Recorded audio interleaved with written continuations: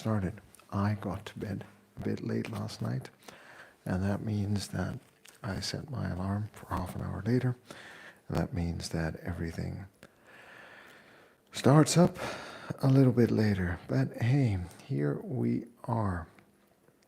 And we are going to keep going. It is 5:54 a.m. and for those of you who are watching, my name is Toby. I am 41 years old and I am training to live an active, self-sufficient and adventurous life. I do so by minding my sleep, minding what I eat,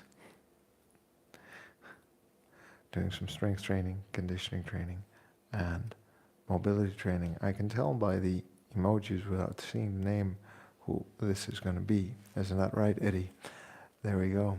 Good morning. Yeah, Amsterdam time. What can I say? That's where we're at. So that's the time it is. I hope you're doing well.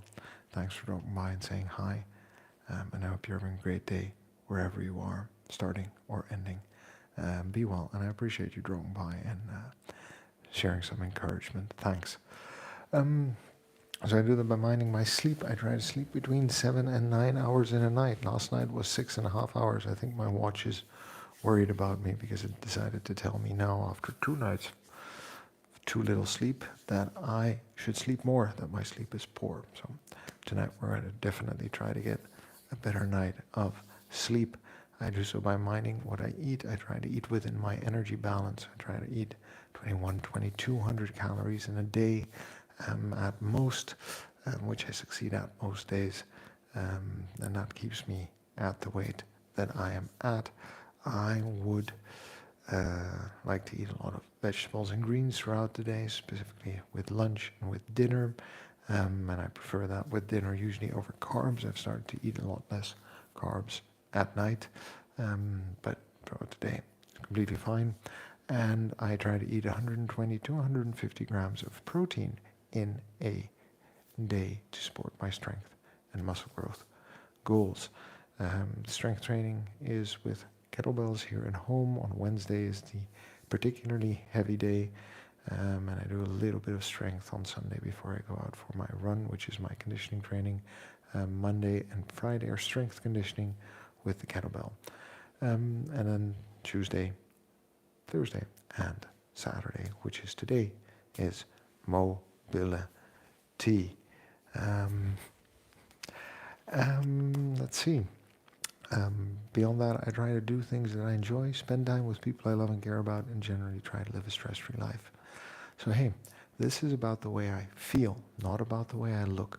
I would like to feel fit, capable, and competent for life. And what I do during these live streams is, while I do my routine, whether that's a strength workout, mobility workout, conditioning workout, we talk about different aspects of health and fitness. Today we're going to talk specifically about sitting, for example, as we move through the different routines, so we have something to learn and understand and help us make better and different lifestyle choices. I was playing around with BMI yesterday, just to be clear, because I was researching something for another podcast that I might be making. I decided to put the calculation in for myself, and guess what? According to the BMI calculator, I am slightly overweight because my BMI is over 20. Am I worried? No, because I lead a relatively active life. However, it's been my stated goal to bring my balance of fat and lean mass, to change the balance between my lean mass and my fat mass for a while now. And I think this gave some extra urgency to that idea, where I would like to lose a little bit more of the soft tissue and gain a little bit more of muscle over time. So not before summer, not within like 2 months, but just over time throughout my life. I would like that balance to be better and favor lean mass versus soft tissue. But just to keep in mind, so I've been here for 450 odd days on the stream. I've been working out a lot, been minding my food, doing different things. It's just important to keep in mind that even then certain indicators might put you in certain buckets, and they're not the truth, but they might be slightly directional. So my takeaway from that is that not a lot needs to change for me to actually get into serious or into more serious trouble in terms of the amounts of soft tissue and body weight that I carry around, for example. Let's see. Every health fitness journey is very personal. So what works for me doesn't necessarily have to work for you. You might have different goals and a different stage of life that you're in. The most important thing is that you have a goal that works for you, and we're consistent over a long period of time working towards that goal to get the health outcomes that we're after. Mr. White, thanks for dropping by. It's good to see you again as well. I hope you're doing well where you are in the world. And I appreciate you dropping by and saying hello this morning, because it's almost 6 a.m. where I'm at. So I'm just finishing up my morning chat, and then we're going to get started with some mobility.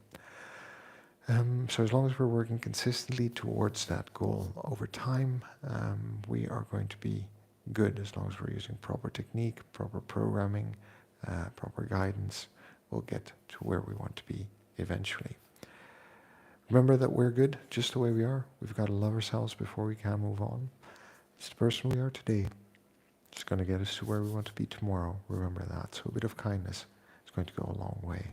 And the only way to get anything done is by showing up and doing the work. So I'm going to hit the timer, and we're going to get started with some mobility. Kuromi, thank you very much for dropping by and saying hi. And I appreciate the support. And I hope you're doing well where you are in the world, and that life is going to treat you well today. And we are getting started with today's mobility session. As tomorrow we have a long run ahead of us again, and a lot that needs to get done in the day.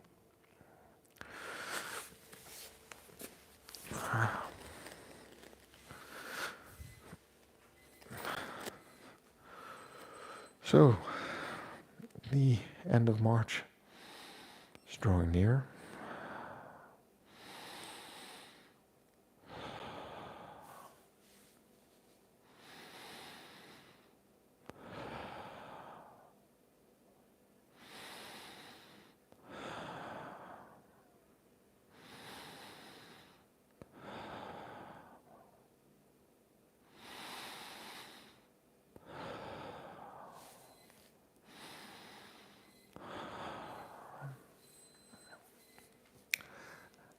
And that means that the time is coming close for us to also have to take a good look at our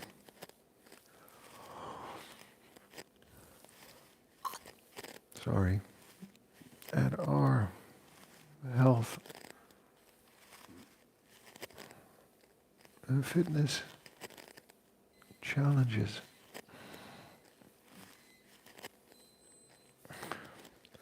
And specifically how we are doing on those. So tomorrow morning, before the run, we'll do a little talk about how we're tracking on our health priorities, on our relationship priorities, on our finances, and on our pursuits to see what we can and cannot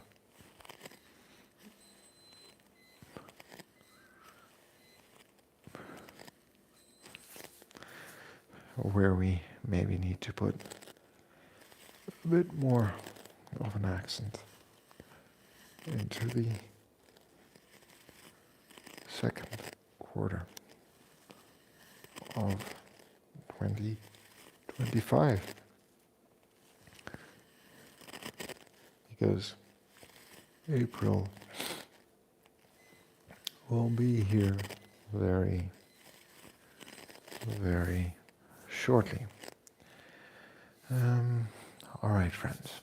So, that being said, let's have a little chat about sitting, because that is that one thing that we all love to do on past 7 days.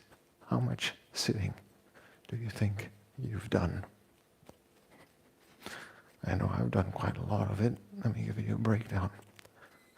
I have a commute every day, about 25 minutes one direction, 25 minutes in another direction. All right? So that's 50 minutes of sitting before I've even gotten to my desk at work, where I spend a lot of time sitting, writing and reading emails, making phone calls. I sit at the dinner table. It's about 30 minutes. I sit for breakfast. I sit for lunch.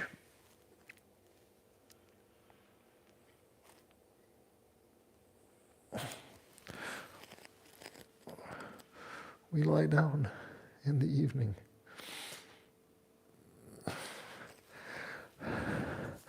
Which isn't sitting, which isn't being active as well.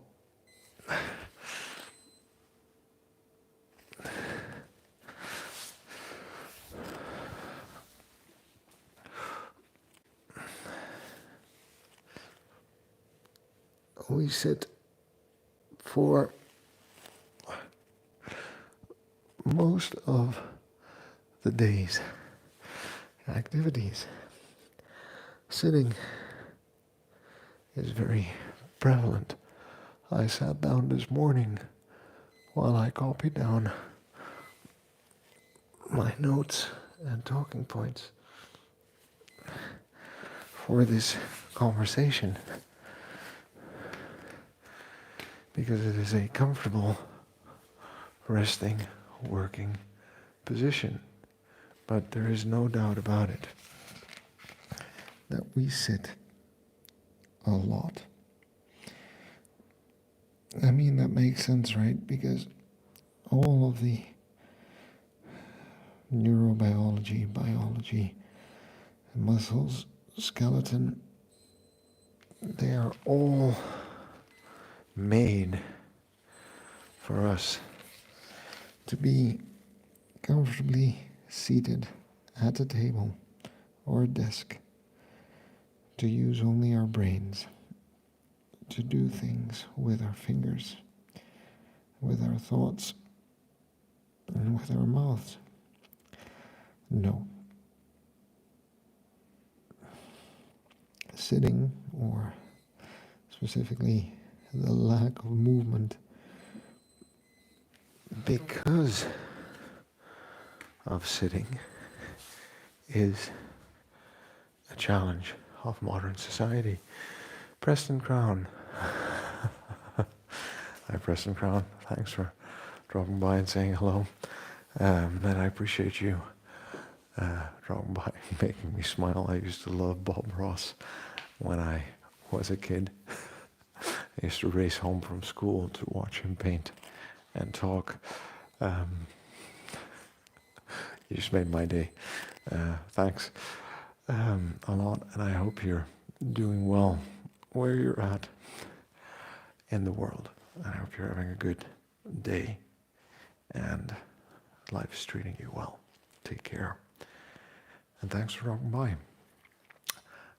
So sitting is a challenge the modern world specifically has imposed on us, all right? And that modernity is creating risks for our general health and conditioning. Now, there are a couple of things that we just need to understand and realize to frame this conversation properly. The first one is that we are going to grow older. Technological advancements, societal advancements, the prevalence of good food, nutrition, mitigation of epidemics, severe diseases, a lot of progress society, civilization has made is resulting in increases in lifespan. And that is a net positive. We are living longer. But there's a downside to that. The downside is that despite having added 10 years of life expectancy compared to when I was born, so when I was born in 1980, my life expectancy was 71 or 73. It is now 84 or 86. Yeah. That increase has come also with the burden of more years of sickness.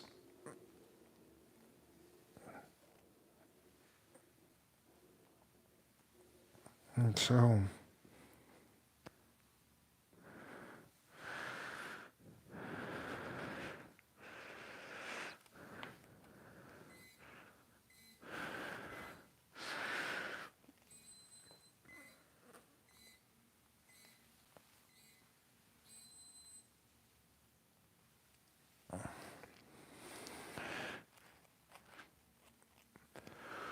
what we need to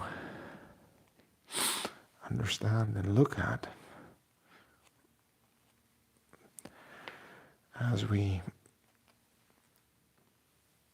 age and grow older is how can we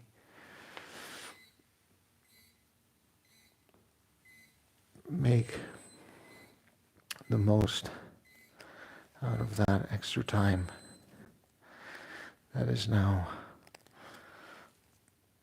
being given to us.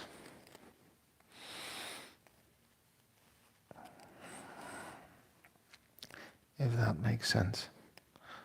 So,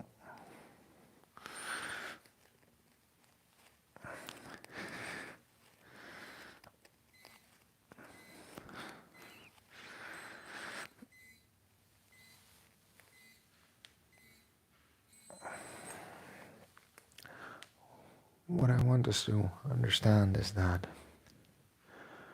every conversation we have about health and fitness, every 30 minutes that I invest into moving better, getting stronger, improving my cardiovascular health and fitness, is an investment both in my ability today and my ability to be able to move well tomorrow. And that's why we need to talk about sitting, because all things aside, regardless of other activities and things we do, sitting or lack of movement, and sitting specifically, is considered an independent risk factor for mortality. Okay, so regardless of what we do, if a lot of sitting is prevalent in our day-to-day lives, we just run greater risks of developing certain types of diseases, right? Like cancer, okay, cardiovascular diseases, basically just all causes of death. it increases our risk of all-cause mortality by 10 to 27%.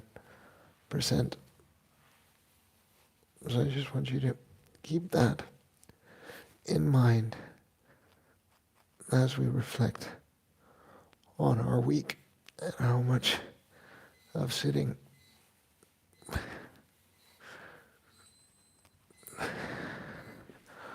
we actually do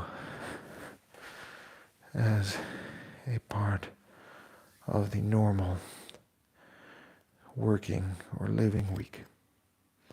All right, 8 hours of sitting, or more than 8 hours of sitting, increases that risk of death, mortality by 10 to 20%. Okay? Now, it is unhealthy for a number of metabolic indicators. I think in America you call it metabolic syndrome. In the Netherlands, I think we call it pre-diabetes.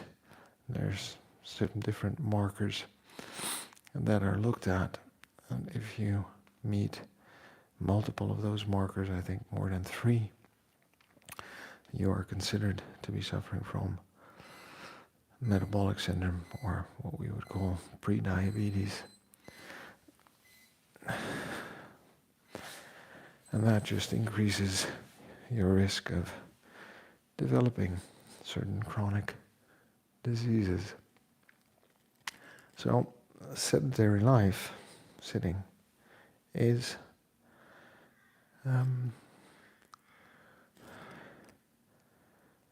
negatively affects these metabolic indicators, meaning that you are more likely to develop these markers that say that you are on the cusp of developing a chronic disease or illness that you have to live with and be medicated for, and that diminishes and changes the quality of your life.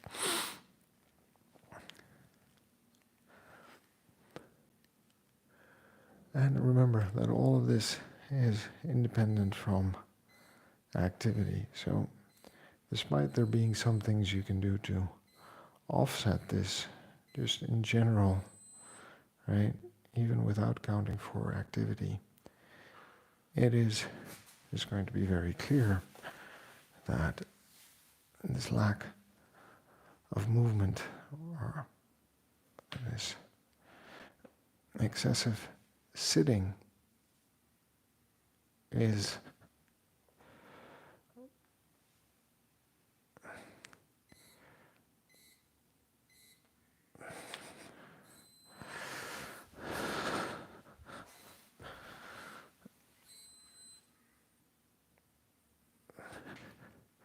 what is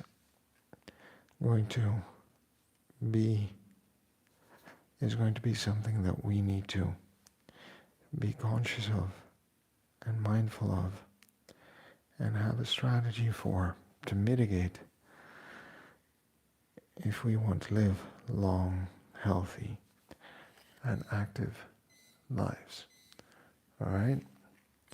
Now, in some ways, we could look at this, say, well, it's not per se the sitting, but it is the lack of further movement in life. By the way, sounds very good and here very good. Oh, I'm very happy about that. I'm glad that the microphone's working well nowadays. That helps bring the message across, I'm sure. So it is the lack of movement in our day-to-day life that is what we need to address. You cannot avoid sitting, right? Let's be realistic. And the research that I've seen, the difference between, for example, a sitting desk and a standing desk, minimal in terms of health outcome. You're not sitting, but you're still standing still in one place and in one position.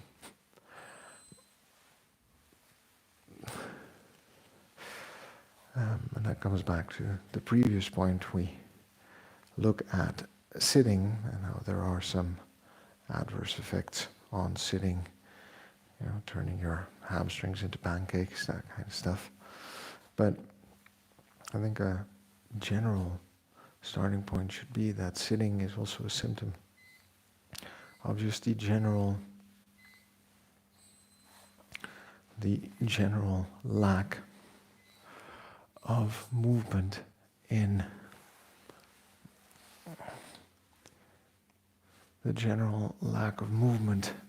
prevalent in our life today. So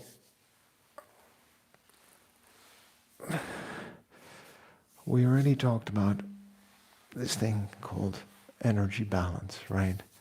And what that means, energy in, energy out. I've got a whole video on it on my channel, trying to figure out the basics of nutrition for health and fitness. Just check that out. That's going to help understand the foundation we're building on here. Right? The energy balance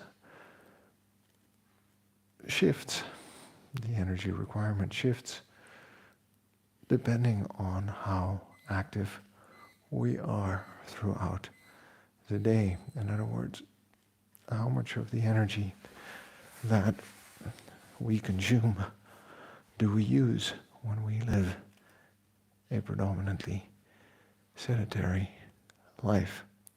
It's important to keep that top of mind, because the lack of movement paired with a distorted energy balance, as in overconsumption of calories, leads to excess weight. And over time, that can lead to some other undesirable outcomes in terms of our health and fitness. Ghost Phantom. Hey, Ghost Phantom, thanks for dropping by, saying hi. I hope you're doing well. I hope life is treating you well and that you're having a good day. Is this the warm-up? No, this is not the warm-up. This is the full mobility routine. So this morning I'm just doing mobility, a little bit of core, because it's a recovery day for me. Tomorrow is a training day again. Hope that makes sense. And we're talking about sitting, indeed. So, having said that, right, about sitting and about the energy balance and understanding that when we don't move, we expend less energy, and therefore we would need to eat less to stay within our general energy balance and energy expenditure to maintain a body composition that is relatively healthy and is going to serve us over time. You understand how nutrition, movement are connected once again, right? All right, so let's address that lack of movement. Some studies do indicate that 1 hour of movement every day, 1 hour of movement every day may help offset the adverse effects of a sedentary life. However, the consideration here is what intensity should we be moving? So for example, is this mobility session considered 1 hour, a part of that 1 hour? And the answer is no.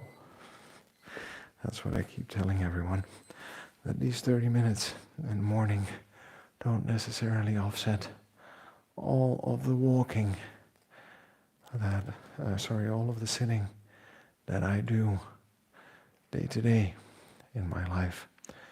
You need to move 1 hour a day at a moderate intensity. So we need to get that heart rate up to 50, 60, 70% for that 1 hour. Okay? Our heart needs to be working. We need to be active. We need to be really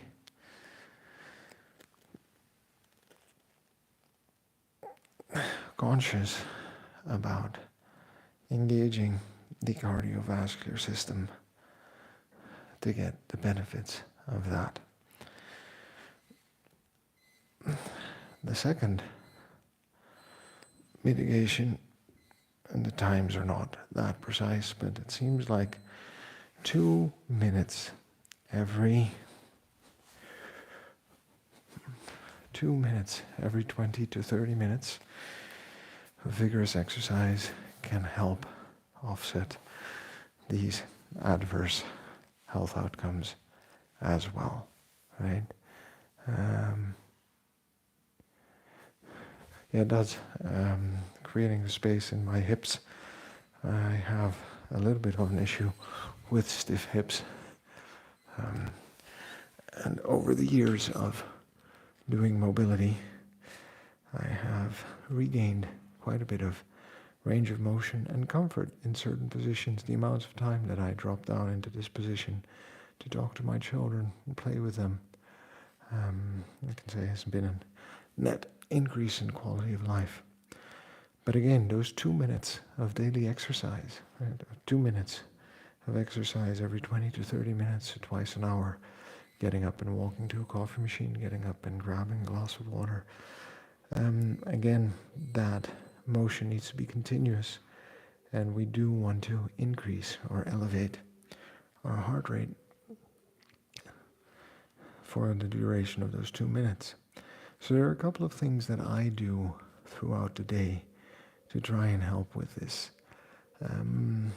First, during the commute, either on my way to the train or on my way from the train to home or to the office, I incorporate a bit of extra walking, okay? Because we don't necessarily need to do all of this exercise consecutively.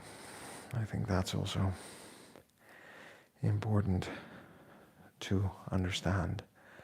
It is the accumulation of movement over the course of, let's say, 24 hours.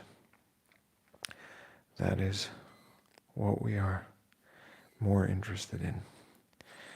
So I add a little bit of an extra walk, maybe 1 or 2 minutes in the morning, sometimes 5 or 10 if I have the space in my schedule, just to make sure that we are adding the movement in. Now, I'm lucky, also the country I live in, right? We walk and bike a lot. So there are a lot of things that we do already every day that just help account for this daily tally of movement. A little bit of toe yoga. Let's see if we can manage today. Moving the big ones independently is fine.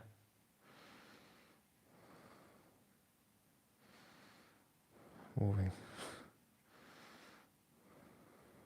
the small toes independently. Not so easy, but still important, because those help keep us upright and flexible and moving. All right. I try to take phone calls walking. I try to do a meeting walking if possible, especially now that summer is here and the weather is nicer. This is a bit harder to do in winter when it's gray and cloudy, even though generally when it's gray and cloudy and not raining, you should try to spend even more time outside because you generally need the sun exposure for the vitamin D development. But that's an aside. But taking a walk while actually having a conversation or having a phone call helps a lot, and it's a net investment in general health and fitness for both parties in the conversation. I take the stairs. I take the stairs up 21 floors twice a day.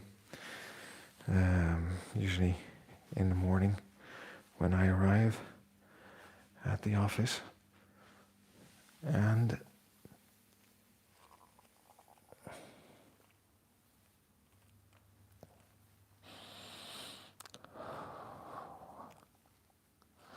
I was not able to reach this far down 2 years ago, by the way.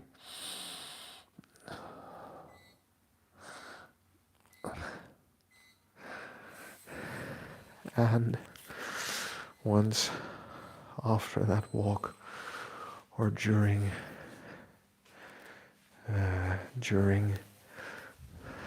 the afternoon, when I've been downstairs just to be outside for a bit. So all those little things.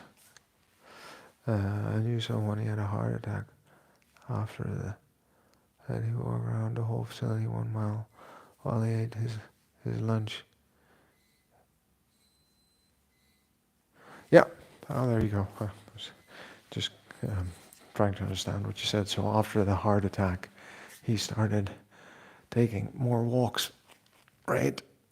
And I think what we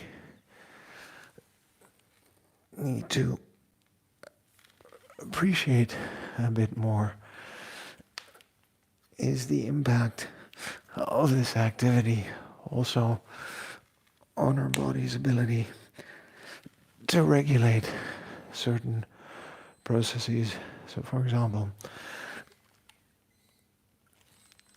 someone dear to me diagnosed with pregnancy diabetes, and then they advised her to start moving around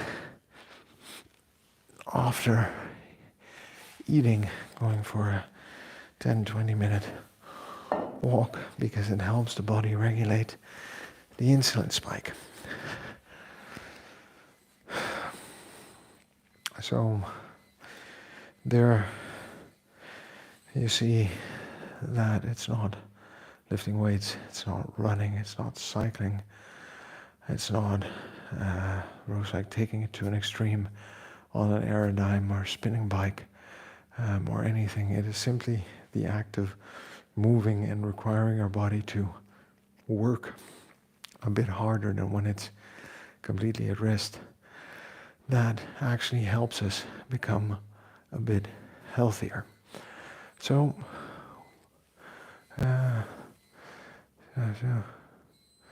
off days. Well, yeah, I think he probably appreciates the encouragement. And I think it's always nice to know people are in your corner and rooting for you to stay and be healthy. But we also don't always necessarily have to call out what someone is doing. It's their moment. You could ask to join him for a walk and have a chat and a conversation if that is something he and you were both interested in, right? And that doesn't have to be a regular thing. That could be a one-off. But it's always nice to chat and talk. You always have good conversations. At least I do when we're on a walk. So overall, when it comes to being healthy, staying healthy and fit, sitting or the lack of movement that our predominantly sedentary lifestyle has created is an independent risk factor for our longevity and our health. All right? It is something we can relatively easily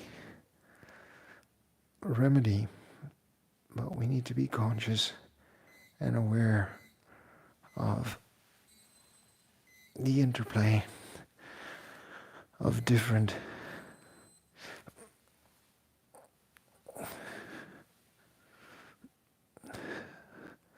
mechanisms that can improve or deteriorate our health and fitness. Generally, sitting is not a bad thing, but we, as human beings, were made and created to move, to be active, to walk around, to make the most of our physical ability. And the nice thing about that is, if we keep doing that, we will also keep the ability to move our strength, our heart health, and our range of motion. When we cease to move and to do the things that make us human, well, we definitely begin to deteriorate. I've talked about this last week at length, how deterioration is simply inevitable.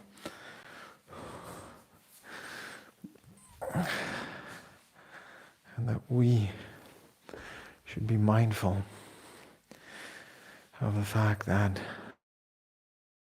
25, 30, our body grows stronger and more capable, is incredibly resilient, and that somewhere between 30 and 40, the balance shifts from growth to maintenance.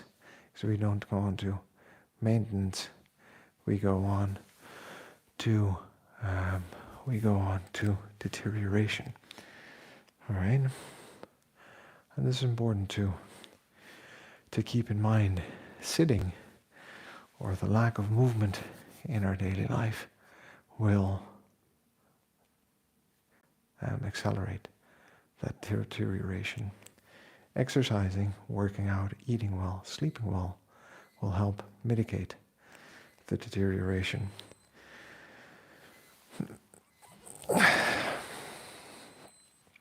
So, be mindful. Remember, you don't have to do a lot, but you're looking to add that 1 hour of moderate intensity to your day, every day. Doesn't have to be continuous. It could be broken up into little chunks. 2 minutes every 20 to 30 minutes, for example, might be a more realistic starting point. And that could be as simple as walking up and down a flight of stairs 2 times in those 2 minutes, and then seeing what that will do for you over time. It's not a big effort, right? So for me, it also comes back to, do I take the elevator 2 stairs down or 2 stairs up for a meeting in the building or not? Usually end up taking the stairs instead, because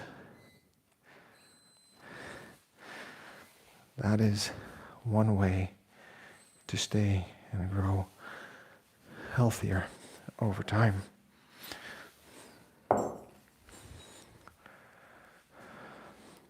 So I hope that was helpful and useful. Edgar, hi. Thanks for dropping by. Hope to see you 50 years from now making these videos, working on mobility. Well, that's you subscribe, and anyone who's up for the challenge, subscribe, and let's see how far we can take that, right? Barring any tragedy unforeseen circumstances, I might be. And would love to be having this conversation and seeing where we all end up 50 years from now. In good health, I'll sign up for them.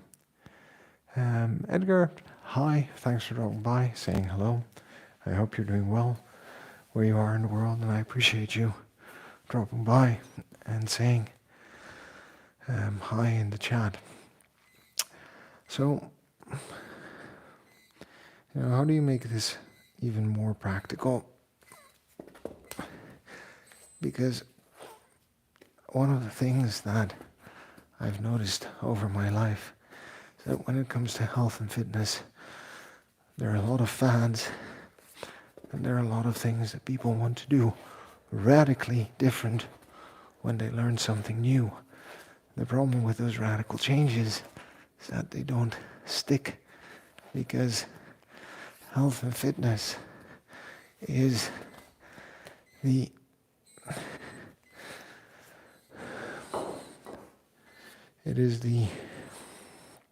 accumulation or the endpoint of all of the habits we have over a day. How much we move, how well we eat, how well we sleep, whether we connect with people we love and care about,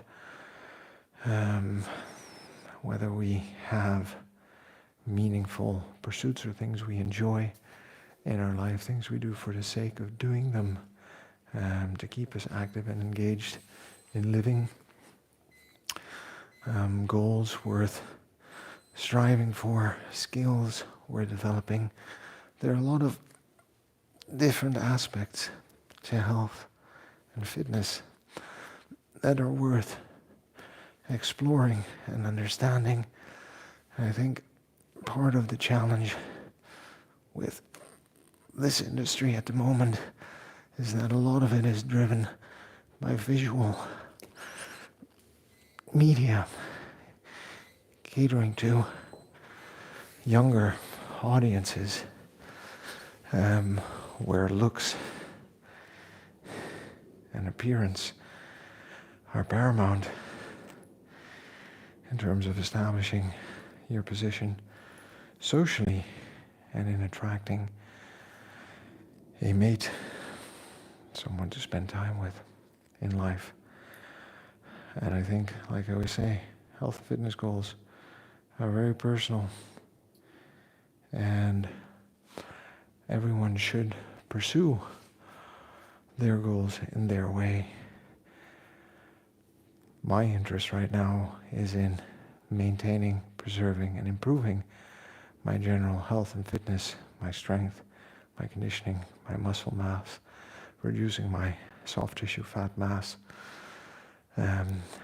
maintaining and increasing my mobility over time in order to be capable for as long as I'm going to be alive with that increased life expectancy that we talked about at the start. If that's something you're interested in, go ahead, check out my channel, subscribe. For those of you who don't know or missed the beginning, my name is Toby, I'm 41 years old. I train to live an active, self-sufficient and adventurous life. I do so by minding my sleep. I try to get between 7 and 9 hours in a night. Talk about sleep on this channel. I mind what I eat. I try to eat within my energy balance. I try to eat a lot of vegetables throughout the day, lunch, dinner, and I try to eat 120 to 150 grams of protein in a day. We talk about nutrition on this channel. I do strength training. Specifically Wednesdays are a heavy kettlebell day. I do strength conditioning training with kettlebells Monday, Fridays, and I do general conditioning, go out for a run, so steady state over an extended period of time, once a week on Sunday. I've started to do sprints again on Wednesday. Let's see if the habit sticks this week. And I talk about that on this channel. Generally, I try to spend time with people I love and care about, do things that I enjoy, and try to live a stress-free life. I also talk about that aspect of health and fitness on this channel. This is about the way I feel, not about the way I look. I'm 41 years old. I want to feel fit, capable, and competent for what life's going to throw at me. If that's something you're interested in, we can have a conversation about that, as you see in the chat. Go ahead, check out my channel, check out my videos, and subscribe maybe. I'll see you in another live stream, or another short, or under one of my long forms. This month I'm going to be talking about sleep in particular. So if that's something you're interested in, go ahead and subscribe as well. Let's see, Ghost Phantom, thanks for dropping by in the conversation. I appreciate the chat and all the insights, and I appreciate that you took the time to chat with me and share your ideas and thoughts. Mr. White, I appreciate you dropping by. I hope you're well, and it's good to see you on the channel more often again. Let's see, Edgar, Kuromi, and Eddie Spaghetti, of course. Thanks for dropping by and saying hi. It is 6:45 in the morning where I'm at. The day's about to start. I'm going to have some coffee and move on with everything that I want to stay fit and healthy for, which is the family. Take care, friends. Remember, we're good just the way we are. We've got to love ourselves before we can move on. And the only way to get anything done is by showing up and doing the work. So I will see you tomorrow. And remember, subscribe.